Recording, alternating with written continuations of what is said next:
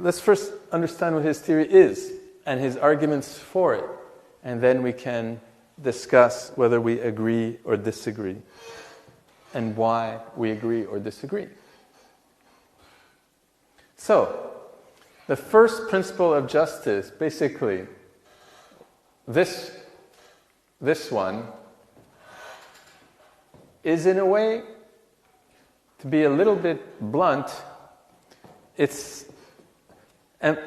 basically a statement that is similar to the values prioritized in the American Constitution. 美国的宪法主要是讲我们要重视公民与政治的权利 ，OK？ 不管你要怎么分配资源，这个不是美国宪法的问题 ，OK？ The American Constitution and in Rawls's theory guarantees civil and political rights, the rights to vote, 投票权 the right to free speech, 言论自由 the rights to freedom of association and mobility. Civil and political rights have priority. So we have to understand, these views influence debates today. For example, you probably read that now there's an official in the NBA, basketball, 篮球，你们注意到呀？美国人觉得，这是我们的言论自由，但是中国人不一定同意，对不对？So this comes from the American political culture, and Rawls's theory also expresses this view, right? The second principle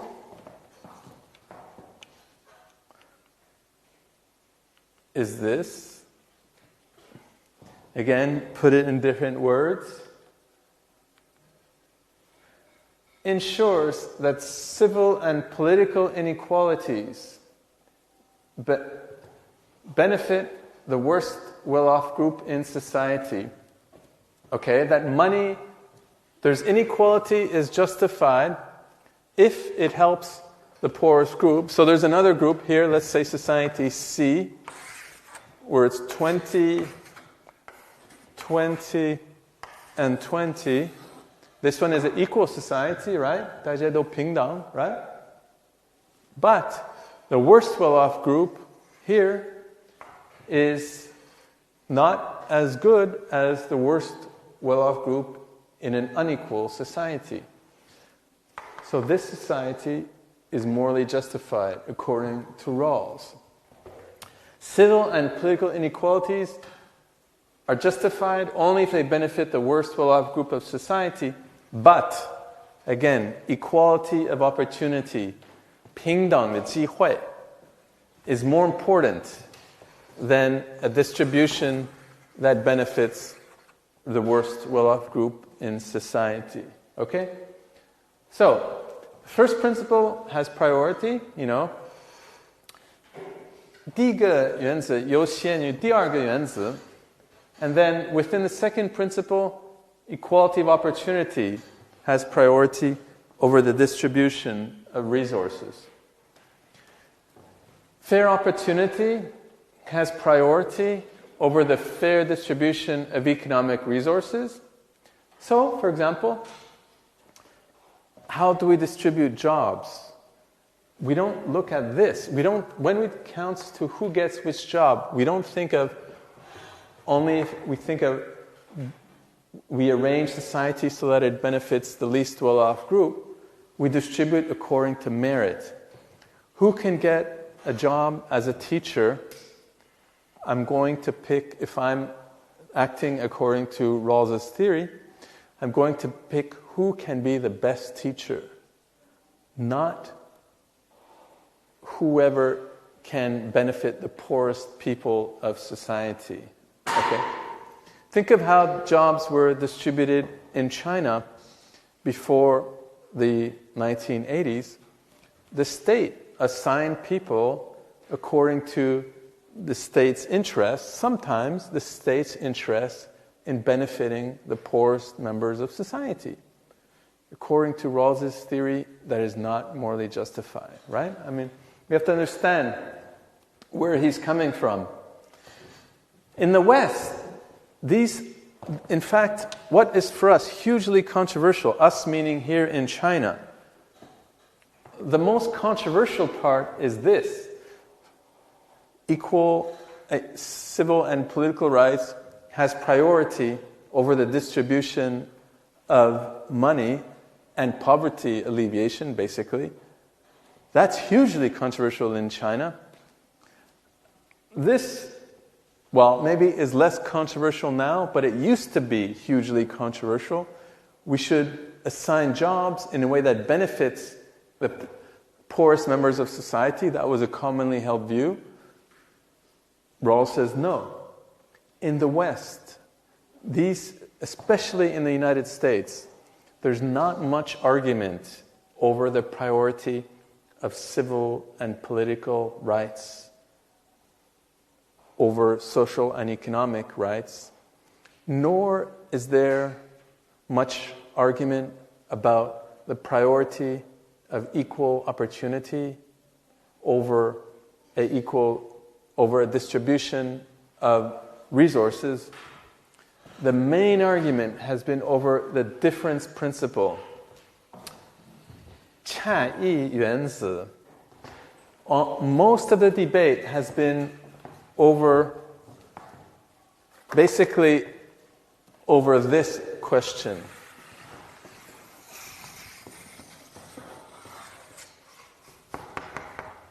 This has been most of the debate in the West, over this question, okay?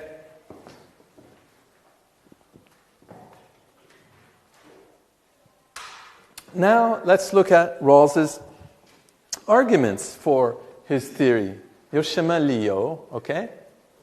Well, the first argument is that it contrasts, and here Rawls's theory, you have to understand, Rawls has this view, what makes a theory justified is that we have certain, he uses the word considered intuitions. We have a certain 直觉, 可以说是理性的直觉. When we think about our intuitions, we think, yes, this is right. And the intuitions have to cohere with certain general principles. If our intuitions cohere with general principles, then the theory is probably correct, okay? So, his argument is that the difference principle, 差异原子, better fits our intuitions about how to distribute resources than the ideal of equal opportunity. Meritocracy here, 能力主义, 这个跟贤能政治没有关系. It's about how to distribute jobs and how people should be rewarded for jobs. Basically, it's the same as Marx's theory of lower communism, right?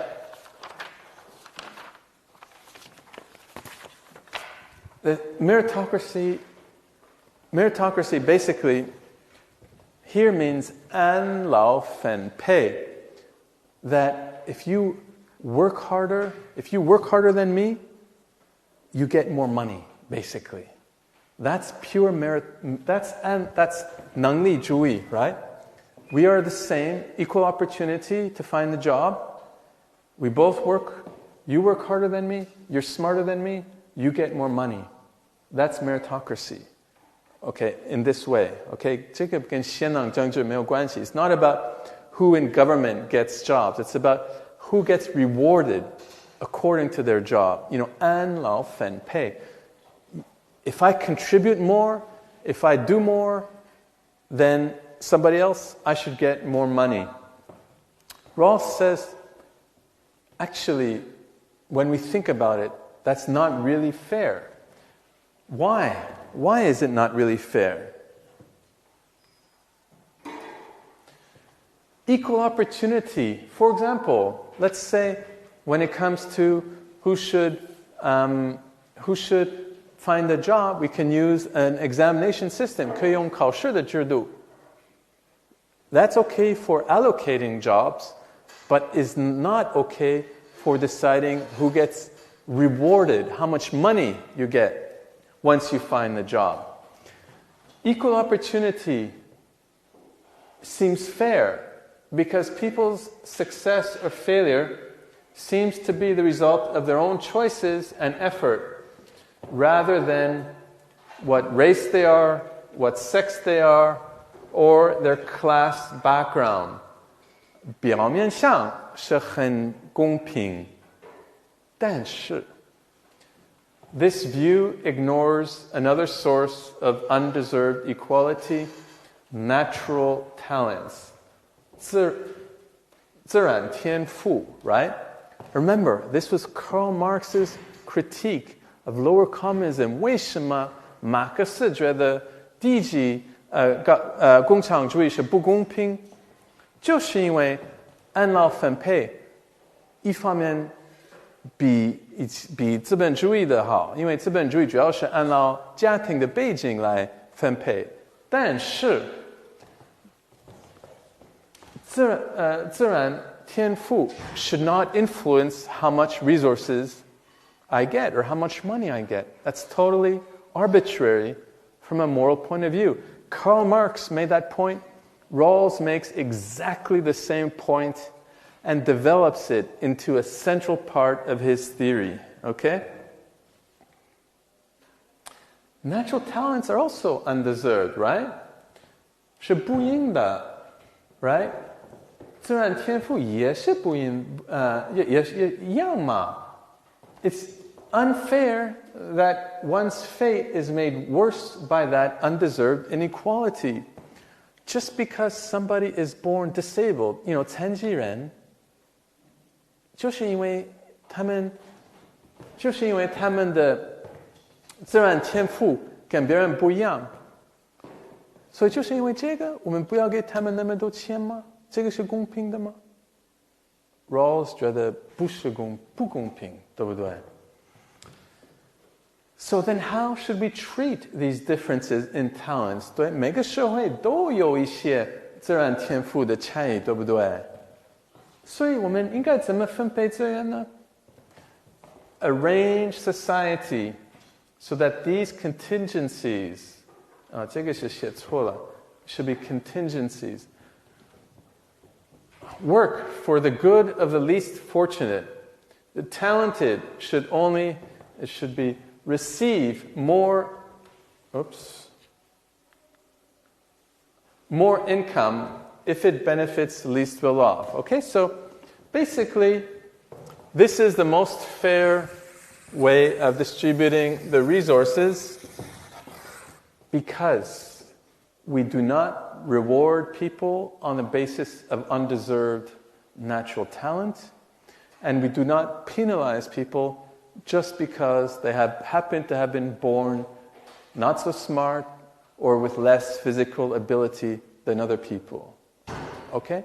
It's a very central insight of Rawls's theory, which he really takes from Karl Marx.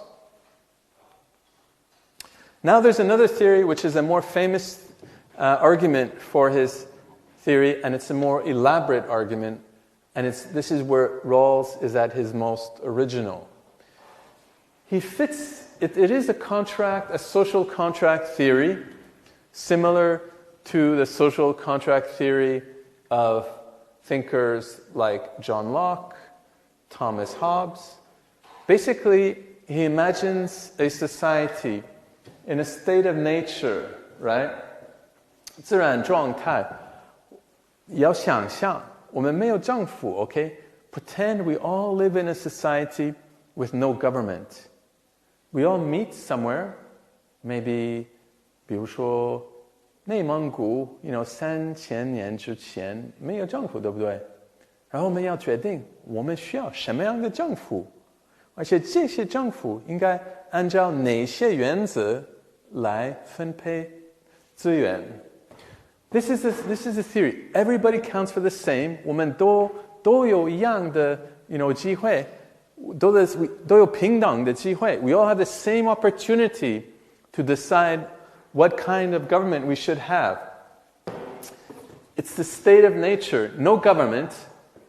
And the question is, what kind of political morality, meaning what kind of principles would we allow the government to use to decide how to distribute resources in society? Well, he says the most fair way to do that is to imagine what he calls an original position, 初始状态. The point of this is to have a mechanism that expresses the fact that we are all moral equals, okay? 我们都是道德平等是非常重要的. And the original position allows us to express this ideal. How? Well, think about it. If we meet in, 要想象3000年之前，我们在内蒙古，我们没有政府，我们要决定我们要什么样的政府，那我们怎么决定呢？ Well, if I have more power, more physical ability than others, I can bully somebody to say, 你就是按照这些穿棕色的衬衫都应该给他们一些资源，我可以欺负别人，对不对？如果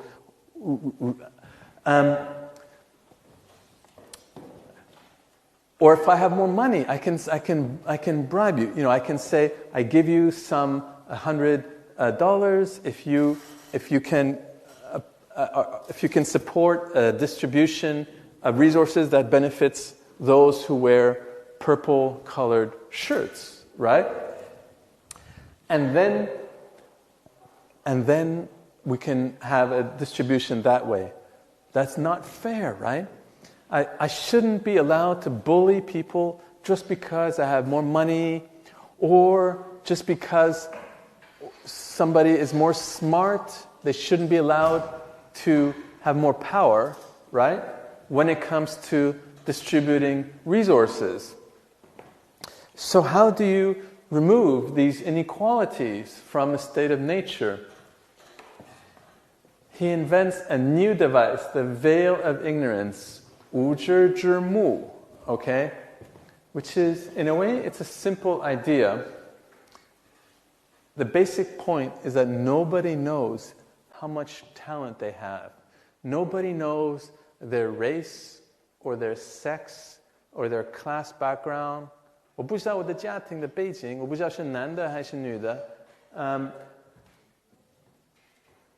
This way, this state of ignorance, 无知之幕, a temporary state of ignorance, prevents those who are more powerful, who have more money or more intelligence or more physical force, from exploiting their arbitrary advantages in the selection of principles of justice. 这是比较公平的，对不对？因为我们要选，我们要什么样的原则呢？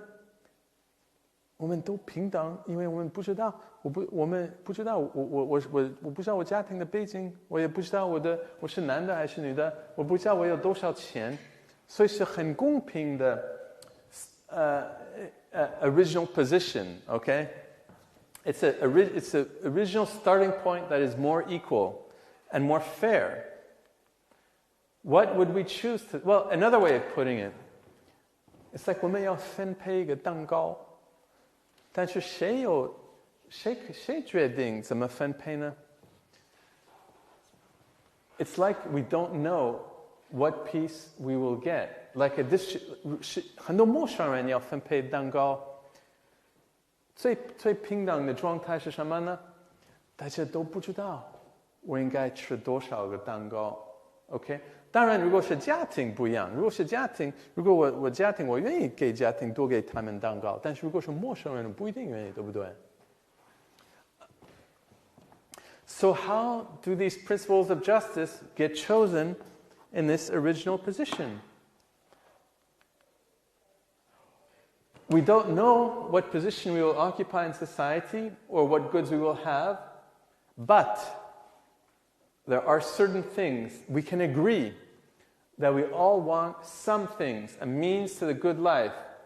好生活的手段, whatever its content. As mentioned earlier, Rawls uses the term primary goods, 基本一品, basically meaning money, opportunity, power, freedom, and so on, right? 收入, 机会, 权利, 等等. Regardless of what kind of life we want to lead, what family or background we have, and what sex we are, what race we are, we all want as many of these primary goods as possible. And if we are within this veil of ignorance, 无知之幕, whoops, 很敏感这个东西. We would adopt what he calls a maximin strategy, meaning that we would maximize the primary goods. Remember? Freedom, opportunity, power, money, that would benefit the people in the worst off position. These people, worst off.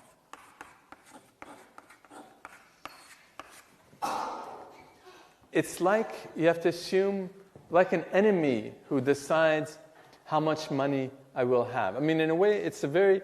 This view assumes that everybody is self-interested, you know, and then who decides how much money we should get? It's like a principle of justice that would be influenced by the idea that it's our enemy who decides how much principle we would how much money and so on we would guess. It's better than complete equality, better than this society see, right? Because it would be irrational to choose an unequal system where the disadvantaged are worse off than under a system of complete equality. It would, if I care about this view, I would be crazy to choose this society where everyone is equal, right? Over this society where the worst off are richer than under an equal society, right? Or think about it this way. 文革的时候大家都很穷 OK 大家都很平等但是现在当然贫富差距比较大但是最穷的人还是比文革的时候富裕 OK I mean simplifying history a little bit or maybe a lot but that's basically a way of expressing this idea and he says this view this theory of that comes from the original position, 初始状态, as well as its consequences. It fits with our considered intuitions, as well as with our basically the principles we develop. He calls this view a reflective equilibrium, meaning that our intuitions and our principles kind of match, okay? 可以说是比较和谐的状态. Okay, so that's his theory. Now, many people criticize his theory, and we'll go very quickly through some of the criticisms while providing while discussing, and then we have some time for discussion. The first criticism is that what counts as social primary good, right? Remember, social primary good, right? 社会基本一品, what is that exactly? Remember, for him, it's things like money, freedom, power.